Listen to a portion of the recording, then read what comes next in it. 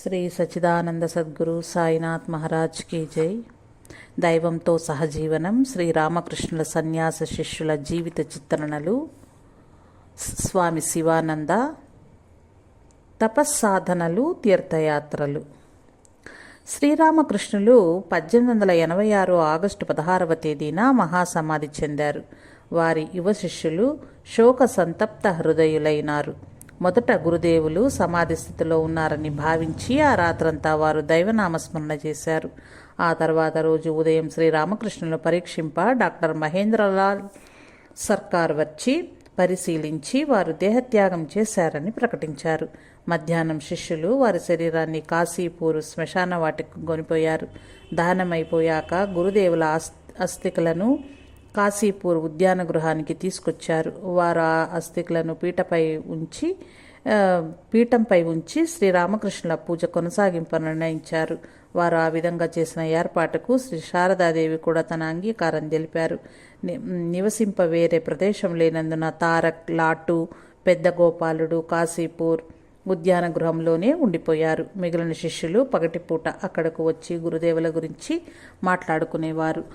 August నెలాఖరుకు Kashipur ఉద్యాన గృహాన్ని యువ శిష్యులు ఖాళీ చేయవలసి ఉన్నందున పూజ కొరకు వేరే గృహం అద్దెకు తీసుకునే ఆర్థిక వనరులు లేనందున రామచంద్ర దత్త కంకూర్ గచ్చిలోని తన విశ్రామ గృహంలో గురుదేవుల ఆస్తికలను ఉంచి పూజించమని సలహా ఇచ్చారు. నిస్సహాయులైన శిష్యులు ఈ సూచనకు అంగీకరించక తప్పలేదు. కానీ వారు రహస్యంగా గురుదేవుల ఆస్తికలలో ఎక్కువ భాగం ఒక పాత్రలోకి తీసి బలారాం బోసి ఇంట్లో భద్రపరిచారు. ఆ సమయంలో ఒకరోజు శ్రీరామకృష్ణులు సంపన్నుడు, ఔదార్యవంతుడు అయిన గృహస్థ భక్తుడు సురేంద్రనాథ్ మిత్రాకు దర్శనమిచ్చి సన్యాస శిష్యులు నివసించటానికి, పూజించటానికి తగిన స్థలం ఏర్పాటు చేయమని చెప్పారు. ఈ దర్శనం గురించి సురేంద్రుడు నరేంద్రునికి తెలిపి అతనికి ఒక కేంద్ర స్థలాన్ని ఏర్పాటు చేయమని, దానికి అవసరమైన ఖర్చులన్నీ తాను భరిస్తానని తెలిపాడు.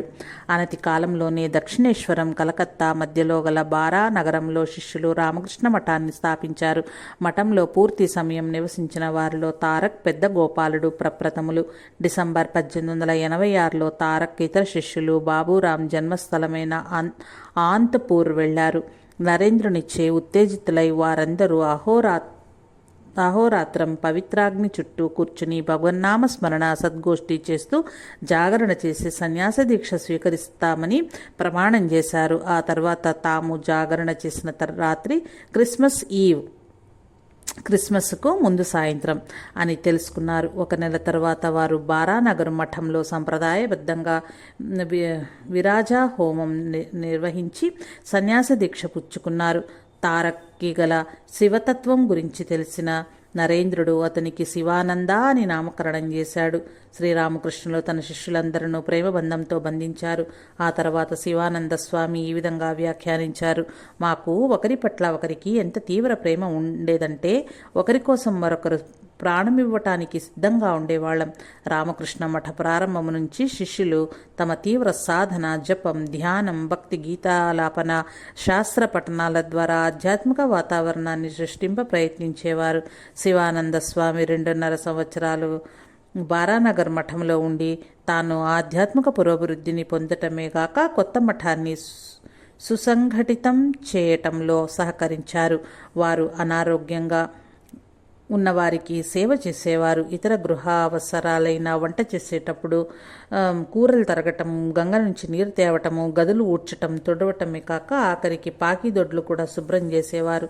బంధరహిత స్వేచ్ఛ పరివ్రాజక జీవనం గడపాలని శివానంద స్వామికి 1889వ సంవత్సరం ప్రారంభంలో తీవ్ర ప్రేరణ కలిగింది. హిమాలయాలయందరి పుణ్యక్షేత్రాలైన కేదార్నాథ్, బద్రీనాథ్ దర్శించ బయలుదేరారు.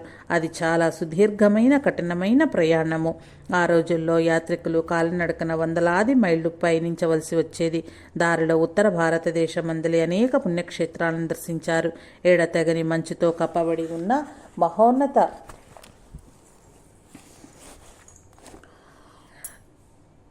కేదార శిఖరాన్ని 23,000 అడుగులు, సముద్ర మట్టానికి 12,000 అడుగుల ఎత్తులో ఉన్న మందిరాన్ని దర్శించి ఆయన అమితానందం పొందారు. అక్కడ కొద్ది రోజులు ఉండి తర్వాత బద్రీనారాయణ్ వెళ్లారు. శివానంద స్వామి బ్రహ్మానంద స్వామికి ఈ విధంగా వ్రాశారు: నేను బద్రీనారాయణ్ చేరి 4 రోజులయ్యింది. అలకనంద నది ఒడ్డునే ఉండి మంచు శిఖరాలతో కప్పబడి ఉన్న అతి సుందర ప్రదేశం అది. ఇక్కడ అలకనంద నది మంచు కూడా ప్రవహిస్తోంది. కొన్ని ప్రదేశాల్లో నది పూర్తిగా మంచుతో కప్పబడి ఉండి నీరు అసలు కనిపించదు. బద్రీనారాయణకు వచ్చేటప్పుడు నేను మంచుపై నడవవలసి వచ్చేది. ఒక్కొక్కసారి ఆ విధంగా 1/2 మైలు దూరం మంచు పైనే నడిచేవాణ్ణి.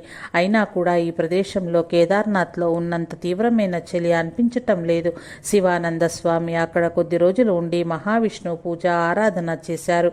పర్వతాలలో నేను హిమాలయాలను అని గీతలో కృష్ణ పరమాత్మ అంటారు.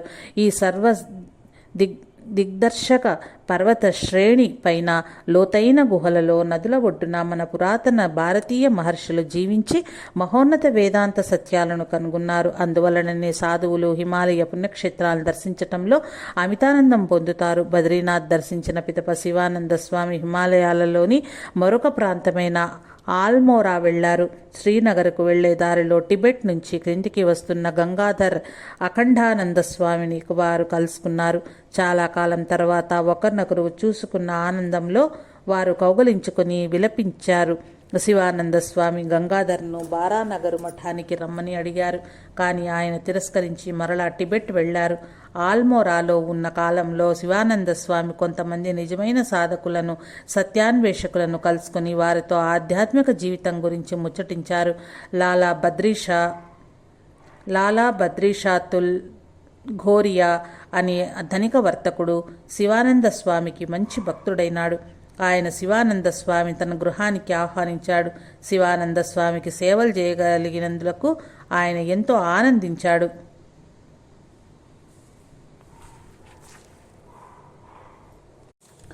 ఆల్మోరాలో ఉన్న కాలంలో శివానంద స్వామి కొంతమంది నిజమైన సాధకులను సత్యాన్వేషకులను కలుసుకుని వారితో ఆధ్యాత్మిక జీవితం గురించి ముచ్చటించారు. లాలా బద్రీషా తుల్ఘోరియా అనే ధనిక వర్తకుడు శివానంద స్వామికి మంచి భక్తుడైనాడు. ఆయన శివానంద స్వామి తన గృహానికి ఆహ్వానించాడు. శివానంద స్వామికి సేవలు చేయగలిగినందులకు ఆయన ఎంతో ఆనందించాడు. కానీ తన వారసునిగా ఒక పుత్రుడైనా లేడని దుఃఖపడ్డాడు. ఒకరోజు లాలాజీ వినయంగా శివానంద స్వామిని తనకు ఒక పుత్రుడు కలగాలని ఆశీర్వదించమని అడిగాడు. అతడి భక్తికి సేవకు సంతసించి స్వామి భగవంతుణ్ణి ఆ విధంగా ప్రార్థించారు. దైవానుగ్రహం చేత కాలాంతరాన ఆ వర్తకుడికి ఒక మగబిడ్డ జన్మించాడు. బద్రీషా తన పుత్రునికి సాధు సేవకుడు అని అర్థం వచ్చే విధంగా సిద్ధ్ దాస్ అని నామకరణం చేశాడు. ఆ తర్వాత బద్రీషా యొక్క ఆల్మోరా గృహం వివేకానంద స్వామితో సహా ఆల్మోరా సందర్శించే రామకృష్ణ మఠ స్వాములందరికీ నివాస గృహమైంది. శివానంద స్వామి బారానగరు మఠానికి 1889 చివరిలో తిరిగి వచ్చి అక్కడ 2 సంవత్సరాలున్నారు. అక్టోబర్ 1891లో మరలా యాత్రలకు బయలుదేరి గంగా యమునలకు సంగమ స్థలమైన ప్రయాగ నర్మదా నది ఒడ్డున గల ఓంకారనాథ్ శివుని మధ్య భారతదేశంలో గోదావరి ఒడ్డున గల పంచవటి, బొంబాయి, పూనా మొదలగు పుణ్యక్షేత్రాలను సందర్శించారు. ఈ అన్ని ప్రదేశాల్లోనూ ఆయన సాధనలు చేశారు. బారానగర్ మఠం 1892 ప్రారంభంలో ఆలం బజారుకు మార్చబడింది.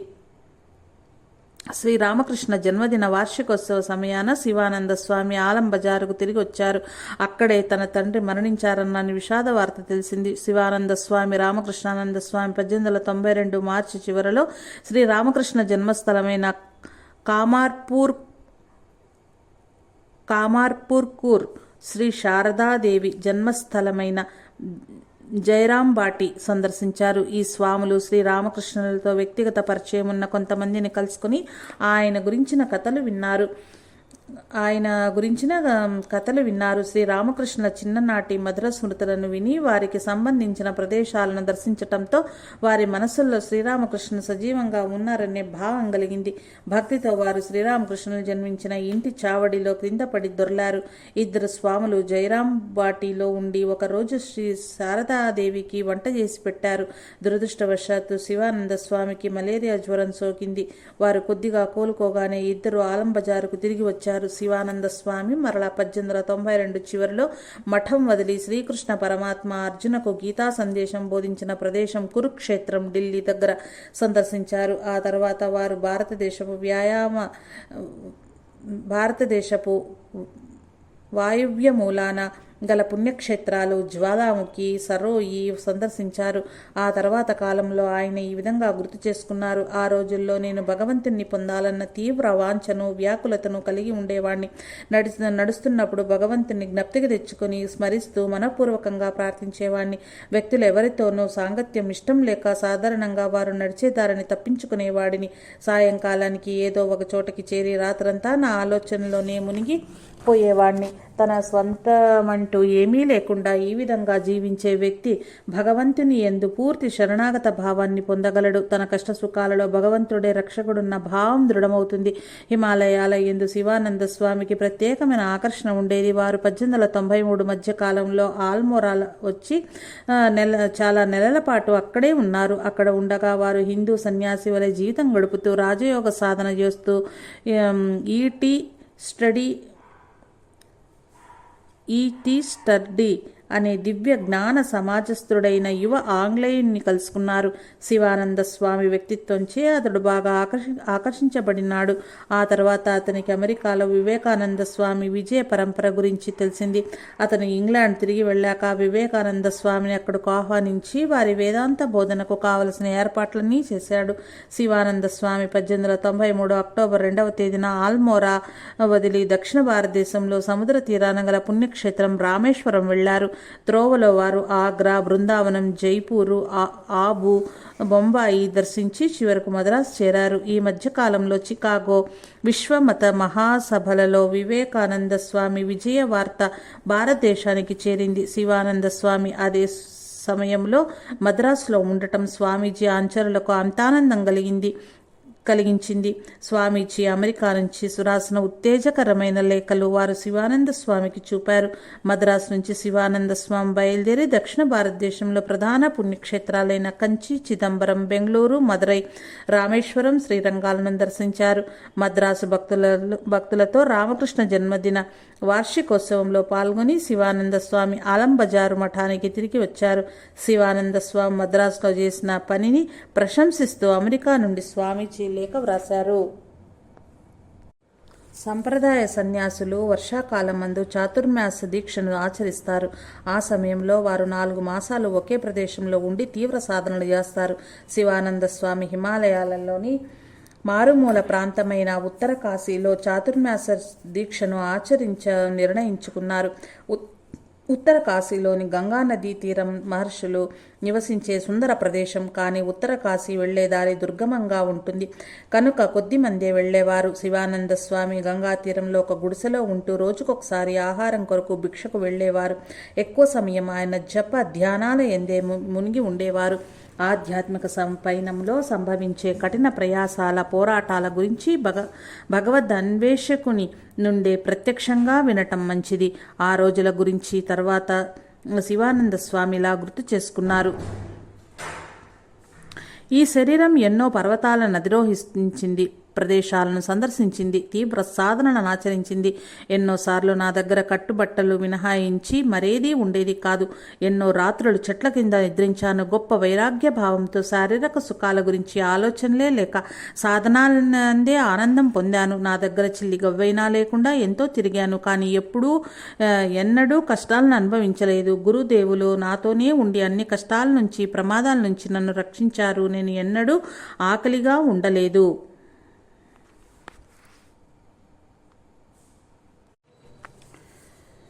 స్వామి 1895లో కాన్పూర్ వద్ద గల బ్రహ్మావర్త బిధుర్లో నివసిస్తున్న కాండేరావు బాబాను సందర్శించారు. ఆ బాబా గంగానది ఒడ్డున ఒకే ప్రదేశాన 38 సంవత్సరాలు సాధనలు చేశారు. వారితో మాట్లాడగానే ఆయన బ్రహ్మజ్ఞాని అని శివానంద స్వామి గ్రహించారు.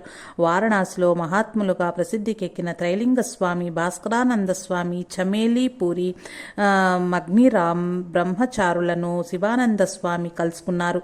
ఆ తర్వాత శివానంద స్వామి ఈ విధంగా జ్ఞప్తి చేసుకున్నారు: ఒక సాధు పురుషుని దర్శిద్దామని మిథుర్కెళ్లే త్రోవలో ఒక మధ్యాహ్న సమయంలో ఒక చెట్టు క్రింద విశ్రాంతి తీసుకుంటున్నాను. అప్పటిదాకా నేను ఏ ఆహారం తీసుకోలేదు. ఆ చుట్టుప్రక్కల ఏ గ్రామం కూడా లేదు. అదే సమయంలో వెలగ చెట్టు నుండి బాగా మాగిన పెద్ద పండు రాలి నా దగ్గర పగిలింది. చుట్టూ చూస్తే ఎవరూ లేరు. ఆ వెలగ పండుని తిన్నాను. ఆ రోజదే నా ఆహారం.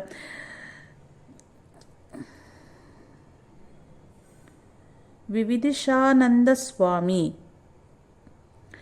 ఏ మ్యాన్ ఆఫ్ గాడ్, భగవంతుని మనిషి అనే పుస్తకంలో ఈ విధంగా వ్రాశారు. దాదాపు ఒక దశాబ్దం పాటు స్వామి భారతదేశంలోని విభిన్న ప్రదేశాలు సందర్శించారు. ఒక్కొక్కసారి హిమాలయాలలోనూ, కొన్నిసార్లు దిగువ ప్రాంతాలలోనూ, కొన్నిసార్లు అడవుల్లోనూ, ఎడారుల్లోనూ ఈ విధంగా ఎల్లప్పుడూ భగవంతునికి చెందిన మనిషిగా జీవించారు. గురుదేవులు జీవించి ఉండగా మహాపురుష్ మహారాజ్ 3 సార్లు సమాధి స్థితి పొందారు. ఈ పరివ్రాజక జీవితంలో జరిపిన తీవ్ర సాధన, ధ్యానము వారిని ఉన్నత ఆధ్యాత్మిక స్థితిలో స్థిరపరిచి వారి జీవితానికి ఆధ్యాత్మిక పుష్టినిచ్చి తన ముందున్న ఉన్నత కార్యాన్ని, బాధ్యతలను నెరవేర్చటానికి కావలసిన శక్తిని, దృఢత్వాన్ని ప్రసాదించింది. ఆ సమయంలో జరిపిన కఠిన సాధనలోనూ, ఆ తర్వాత సంవత్సరాలలో వారు చేసిన సేవా కార్యక్రమాలలోనూ వారి స్వభావం, వ్యక్తిత్వం ప్రతిబింబించాయి. అందరిచే మహాపురుష్ మహారాజుగా కొనియాడబడి సంస్థ అధ్యక్షునిగా అందరి ప్రశంసలను అందుకోవటమే కాక భగవంతునితో అనుక్షణం జీవించారు. వారి నుంచి అందరికీ అంతులేని ప్రేమ, ఆశీస్సులు లభించాయి. వివేకానంద స్వామితో శివానంద స్వామి 1896 ఫిబ్రవరిలో ఆలంబజార్ మఠానికి తిరిగి వచ్చారు. ఆ సమయానికి వివేకానంద స్వామితో శివానంద స్వామి 1896 ఫిబ్రవరిలో ఆలంబజార్ మఠానికి తిరిగి వచ్చారు. ఆ సమయానికి అమెరికా నుండి వివేకానంద స్వామి సోదర శిష్యులందరినీ కలిసి ఉండమని శ్రీరామకృష్ణ సందేశాన్ని భారతదేశమంతా వ్యాపింపజేసి భారతదేశమందలి పేద సామాన్యానికి సేవా కార్యక్రమాలు నిర్వహించమని ఉత్తేజపరుస్తూ లేఖలు రాశారు. శివానంద స్వామి దీనికి అనుకూలంగా ప్రతిస్పందించారు. ఒకసారి పని వెనుక గల తత్వాన్ని ఈ విధంగా వారు వివరించారు. గురుదేవులు వారి పనిని వారే చేసుకుంటారు. మీరు, నేను ఉపకరణాలం మాత్రమే. మీ మనస్సు ఆయనపై కేంద్రీకరించండి. ఏం చేయాలో ఆయనే చేస్తారు. అహంకారంతో చేసే పని నిరర్థకం. దానివల్ల ప్రపంచానికి ఒరిగేదేమిటి? తీవ్ర సాధన చేసిన వారినే భగవంతుడు తన పరికరాలుగా చేసుకుని వారి ద్వారా పనిచేస్తాడు. అటువంటి వారే సరియైన దృక్పథంతో సేవలు చేయగలరు. ఆ దృక్పథం లేని సేవ వలన శక్తి వృధా అవుతుంది. వివేకానంద స్వామి 1897 జనవరిలో దక్షిణ భారతదేశానికి వచ్చారు. వారికి స్వాగతం పలకటానికి మదురై వెళ్లారు. ఆ తర్వాత ఆ పర్యటన గురించి శివానంద స్వామి ఈ విధంగా వ్రాశారు.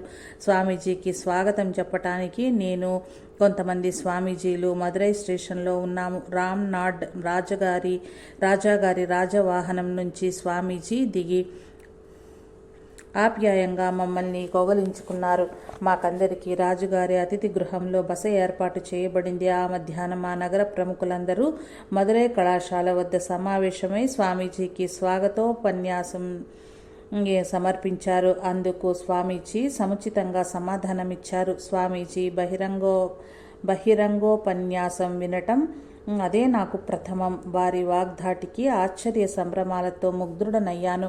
ఇంతవరకు మేము కలిసి జీవించాము, కలిసి ప్రయాణం చేశాము. కానీ ఎన్నడూ స్వామీజీలో ఎంతటి శక్తివంతమైన వాగ్ధాటి వ్యక్తమవటం నేను చూడలేదు. ఆంగ్ల భాషపై వారికున్న ఆధిపత్యం అమోఘం. ఆయన ప్రసంగిస్తుంటే తన మాతృభాషలోనే మాట్లాడుతున్నారనే భావం కలిగించేవారు. మద్రాసులో స్వామీజీ 5-6 వాస్తవానికి 9 రోజులు ఉండి బహిరంగోపన్యాసాలు చేశారు. ఆ తర్వాత స్వామీజీ కొంతమంది శిష్యులతో కలిసి కలకత్తా వెళ్లే ఓడ ఎక్కారు. ఆ బృందంలో వారి సోదరులమైన మేము, వారి పాశ్చాత్య శిష్యులు కూడా ఉన్నారు. ఓడ మీద స్వామీజీ ప్రయాణికులైన కొంతమంది క్రైస్తవ ప్రచారకులతో ఉత్సాహంగా ఆధ్యాత్మిక చర్చలు ప్రారంభించారు. స్వామీజీ నుంచి వారు ఎంతో తెలుసుకున్నారు. ఆ ఓడ పైకప్పు ఒక పెద్ద సభా ప్రాంగణంగా మారిపోయింది. ప్రయాణికులందరూ ఆకర్షితులై అక్కడ సమావేశమైనారు. చివరకు స్వామీజీ కలకత్తా చేరారు. అక్కడ వారికి ప్రజల నుంచి మహోన్నతమైన, ఉత్సాహపూరితమైన బహిరంగ స్వాగతం లభించింది. కలకత్తాలో 2-3 ఉపన్యాసాలు చేశారు. చాలా కాలం తర్వాత స్వామీజీతో కలిసి మేము మళ్లీ మఠంలో ఉన్నాము. వారి సాంగత్యంతో గడిపిన ఆ రోజులలో మేము పొందిన ఆనందం వర్ణనాతీతము. కలకత్తా చేరిన తర్వాత అధిక శ్రమ వలన వివేకానంద స్వామి బాగా అలసిపోయి అనారోగ్యానికి గురి అయ్యారు. వారు హిమాలయాలలో విశ్రాంతి స్థలమైన డార్జిలింగ్కు విశ్రాంతి కొరకు వెళ్లారు. శివానంద స్వామి సాధన కొరకు మరలా ఆల్మోరా వెళ్లారు. స్వామీజీ వారు అక్కడ ఒక కేంద్రం ప్రారంభించమని సలహా ఇచ్చారు. ఆ కేంద్రం 1916లో ప్రారంభించబడింది. డార్జిలింగ్ నుంచి వివేకానంద స్వామి కలకత్తా తిరిగి వచ్చి 1897 మే 1వ తేదీన రామకృష్ణ మిషన్ను స్థాపించారు. మే 6వ తేదీన వారు శివానంద స్వామితో కలిసి విశ్రాంతి కొరకు ఆల్మోరా వెళ్లారు. ఆల్మోరాలో ఒకరోజు స్వామీజీ శివానంద స్వామికి ఇతరుల మనస్సులోని విషయాలను గ్రహించటం ఎలాగో బోధించారు. ఆ తర్వాత స్వామీజీ కోరిక మేరకు శివానంద స్వామి వేదాంతం బోధింప శ్రీలంక వెళ్లి అక్కడ దాదాపు 7-8 నెలలు ఉన్నారు. వారు భగవద్గీత, రాజయోగాల గురించి తరగతులు నిర్వహించారు. విద్యాధికులైన హిందువులు, ఆంగ్లేయులు ఆ తరగతులకు హాజరయ్యేవారు. మిసెస్ పికెట్ అనే సమర్థురాలు చింతనాత్మకమైన పాశ్చాత్య వనితకు శివానంద స్వామి శిక్షణనిచ్చి ఆస్ట్రేలియా, న్యూజిలాండ్లలో వేదాంతాన్ని బోధింప ఆమెను పంపారు. స్వామి శ్రీలంకలో ఉండగా అనేక ప్రఖ్యాత దేవాలయాలు సందర్శించారు. వాటిలో బుద్ధదేవుని దంతం ఉంచబడిన దంత దేవాలయం ముఖ్యమైనది. శివానంద స్వామి 1898లో కలకత్తాకు తిరిగి వచ్చారు. ఆ తర్వాత ఒక స్వామి శివానంద స్వామిని వారికి శ్రీలంక నచ్చిందా లేదా అని అడిగారు. అందుకు స్వామి ఈ విధంగా సమాధానమిచ్చారు: నేను ప్రతి చోట సంతోషంగానే ఉంటాను. ఏ ప్రదేశంలోనూ నాకు ఎన్నడూ అసంతృప్తి అనిపించదు. భగవంతునిలో జీవించగలిగితే ఎక్కడ ఉన్నా సంతోషంగానే ఉండగలము. రామకృష్ణ మఠం 1898 ఫిబ్రవరి 13వ తేదీన ఆలం బజార్ నుంచి బేలూరులోని నీలారాంబరబాబు ఉద్యాన గృహానికి మార్చబడింది. రామకృష్ణ సంస్థలకు భావి కేంద్రంగా ఉండే మఠాన్ని నిర్మింప శిష్యులు గంగానది ఒడ్డున ఒక స్థలం కొన్నారు. ఫిబ్రవరి 27వ తేదీ స్వామీజీ శ్రీ రామకృష్ణ అస్థికలను ఆ స్థలానికి తీసుకువెళ్లి గురుదేవులను పూజించారు. ఆ పవిత్ర సందర్భంలో శివానంద స్వామి ఇతర శిష్యులు, గురుదేవుల భక్తులు హాజరయ్యి ఆ ఉత్సవంలో పాల్పంచుకున్నారు. చివరకు 1899 జనవరి 2వ తేదీన అద్దె ఇంటి నుంచి మఠం బేలూరు మఠానికి మార్చబడింది. స్వాములందరూ మఠంలో రోజు జరిగే శాస్త్ర పఠన తరగతులలో పాల్గొనాలని స్వామీజీ ప్రకటించారు.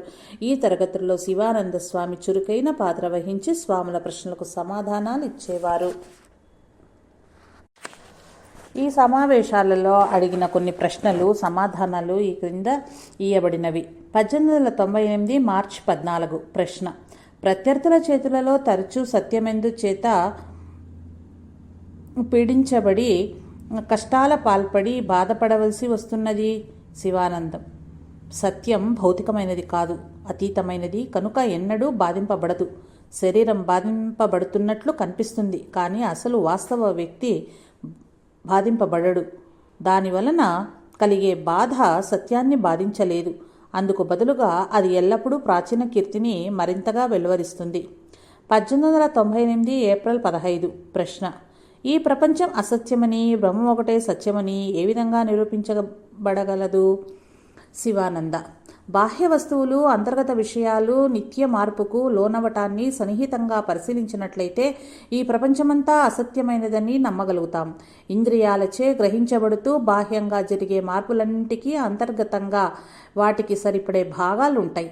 బాహ్య ప్రపంచం ఎంత మార్పు చెందుతుందో అదే నిష్పత్తిలో అంతర్గత ప్రపంచం కూడా మార్పు చెందుతుంది. ఒక వస్తువు సత్యమైనది అంటే అది సర్వకాల సర్వావస్థలయందు శాశ్వతంగా ఉన్నదని అర్థం. దురదృష్టవశాత్తు ఈ ప్రపంచంలో ఒక క్షణమైనా మార్పు లేకుండా ఉండేది ఏదీ లేదు.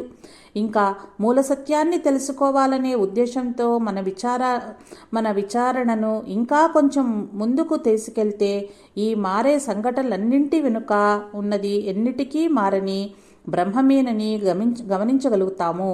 మొదట స్థూల విషయాలు, తర్వాత సూక్ష్మ విషయాలు, ఆ తర్వాత అతి సూక్ష్మ విషయాలు. ఈ విధంగా బాహ్య ప్రపంచంలో ఏది పరిశీలించినా వాటిలో శాశ్వతమేమీ లేదని గ్రహించగలుగుతాము. చివరకు మనం మన అంతరంగం వైపే మరలుతాము. ఈ విధంగా ఉపసంహరించుకోవటమే బ్రహ్మజ్ఞానాన్ని గ్రహించటానికున్న ఏకైక మార్గము.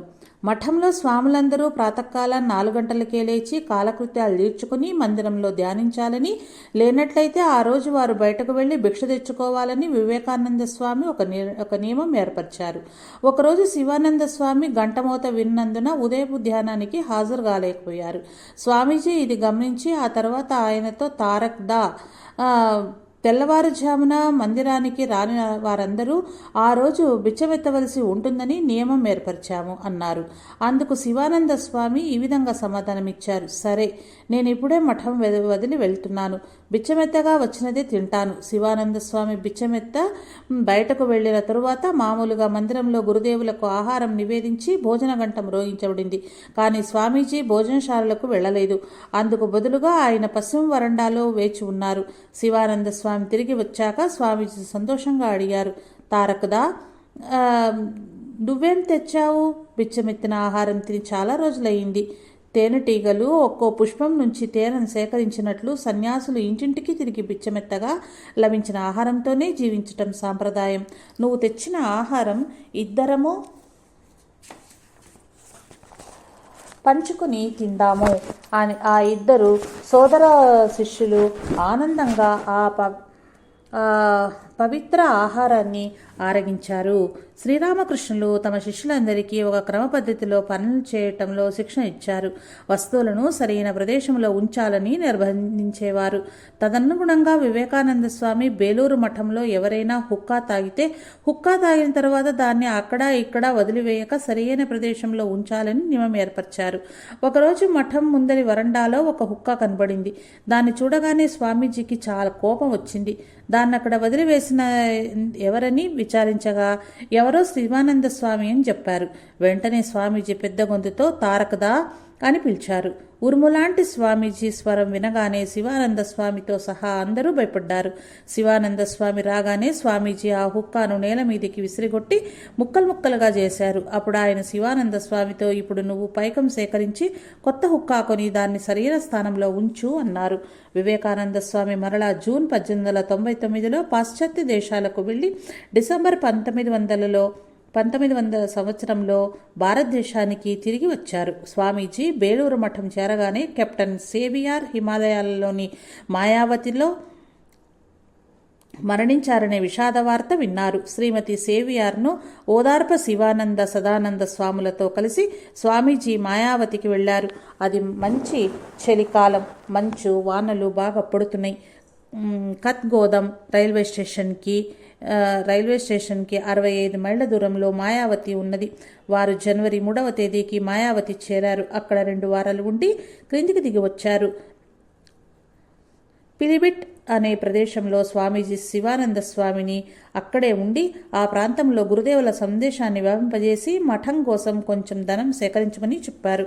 ఈ సమయంలో శివానంద స్వామి ఉత్తరప్రదేశ్లోని విభిన్న ప్రదేశాలు పర్యటించి 1901 చివరికి కళ్యాణానంద స్వామికి సహాయార్థం కంఖల్ వెళ్లారు. ఫిబ్రవరి 1902లో తన ఆరోగ్యం బాగు చేసుకున్నట్టుకై స్వామీజీ వారణాసి వెళ్ళినప్పుడు శివానంద స్వామి వారితో కలిసి ఉండి ఆ తర్వాత బేలూరు మఠం తిరిగి వచ్చారు. తర్వాత శివానంద స్వామి ఇతర స్వాములతో ఈ విధంగా తన జ్ఞాపకాలను తెలియజేశారు. ఇక 2 వారాలకు స్వామీజీ మరణిస్తారనగా మేము మఠం మీదుట మామిడి చెట్టు క్రింద నిలబడి ఉన్నాము. స్వామీజీ దేవాలయం నుంచి దిగి వచ్చారు. భవిష్యత్ ద్రష్ట అయిన స్వామీజీ, చూడు, ఈ ప్రదేశమందలి ఆధ్యాత్మిక ప్రభావం 700 లేక 800 సంవత్సరాలు కొనసాగుతుంది. మనం ఇప్పుడు కొంచెమే చూడగలుగుతున్నాము. భవిష్యత్తులో మీరు ఇంకా చూడగలుగుతారు. నా మాటలు విశ్వసించండి. ఈ సంస్థను గురుదేవులు జగజ్జనని నడిపిస్తున్నారు. స్వామీజీ వారణాసిలో ఉండగా భింగా మహారాజ్ స్వామీజీని తమ రాజభవనానికి ఆహ్వానించి వారణాసిలో ఒక కేంద్రాన్ని స్థాపించడానికి 500 రూపాయలు సమర్పించారు. ఆ సమయంలో స్వామీజీ ఆ ధనం స్వీకరించలేదు. కానీ ఆ తరువాత ఆయన శివానంద స్వామిని వారణాసికి వెళ్ళి కేంద్రం స్థాపించమన్నారు. శివానంద స్వామి జూన్ 4వ వారంలో బేలూరు మఠం వదిలి వెళ్లారు. వివేకానంద స్వామి 1902 జూలై 4వ తేదీన మహాసమాధి చెందారు. వారణాసిలో బ్రహ్మానంద స్వామి సహాయంతో శివానంద స్వామి 1902 నుండి 1909 వరకు వారణాసిలో శాశ్వత కేంద్రాన్ని స్థాపింప కృషి చేశారు. శ్రీరామకృష్ణ జీవితం సందేశాల మూసలో మలుచుకోగలిగితే ప్రతి వ్యక్తి అద్వైతంలో సుస్థిరంగా ఉండగలరనే భావంతో ఈ కేంద్రాన్ని శ్రీరామకృష్ణ అద్వైత ఆశ్రమం అని నామకరణం చేశారు. వేదాంతాన్ని బహిరంగ వేదిక నుంచి ఉపన్యసించటం ద్వారా కాక దైనందిన జీవితంలో అనుష్ఠించటం ద్వారా బోధించాలని శివానంద స్వామి నిర్ణయించుకున్నారు. వారణాసిలో ఆయన తీవ్ర సాధనలు చేసి ఇతరులకు ఆదర్శంగా నిలిచారు. భగవంతునితో సంబంధం కలిగి ఉన్నప్పుడు చాలా దుఃఖించేవారు. భగవంతునితో సంబంధం కలిగి ఉండనప్పుడు చాలా దుఃఖించేవారు. ఒకరోజు ఆయన నిర్భరానంద స్వామితో ఈ విధంగా అన్నారు: చంద్ర, ఈరోజు వ్యర్థమైంది. ఈరోజు నేను గురుదేవులను చూడలేదు. కనీసం వారి కోసం కన్నీరైనా కార్చలేదు. ఒక స్వామి ఆ రోజుల్లో శివానంద స్వామి దైనందిన జీవితం గురించి ఈ విధంగా రాశారు: ఆయన పడకపై ఒక పులి చర్మం తప్ప ఏమీ ఉండేది కాదు. మంచి చలికాలంలో కూడా ఆయన నేలపై గడ్డిపరుచుకుని దానిపై పులిచర్మం వేసుకుని పుడుకుని దుప్పటి కప్పుకునేవారు. ఒక్కొక్కసారి అర్ధరాత్రి 2 గంటలకు కట్టెల మంట దగ్గర కూర్చుని ధ్యానించేవారు. ఉదయం ఆయన దేవాలయం తెరిచి అక్కడ కూర్చుని చాలాసేపు గీత, చండీ, ఉపనిషత్తులు పారాయణం చేసేవారు. ఆ తర్వాత మఠ నిర్వహణకు కావలసిన పనులు చూచి స్నానం చేసి పూజ నిర్వహించేవారు. ఎటువంటి ఆహారం ఉన్నా దాన్ని గురుదేవులకు నివేదించి ఆ ప్రసాదాన్ని ఇతరులతో కలిసి భుజించేవారు. వారి ఆహారం గురించి ప్రత్యేక ఏర్పాట్లు ఉండేవి కావు. ఆయన ఆశ్రమం నుంచి అరుదుగా బయటకు వెళ్ళేవారు. తన భావంలోనే నిమగ్నమయ్యి అప్పుడప్పుడు చిన్న గొంతుతో భజనలు చేసేవారు. మధ్యాహ్న సమయంలో కూడా ఆయన ధ్యానించేవారు.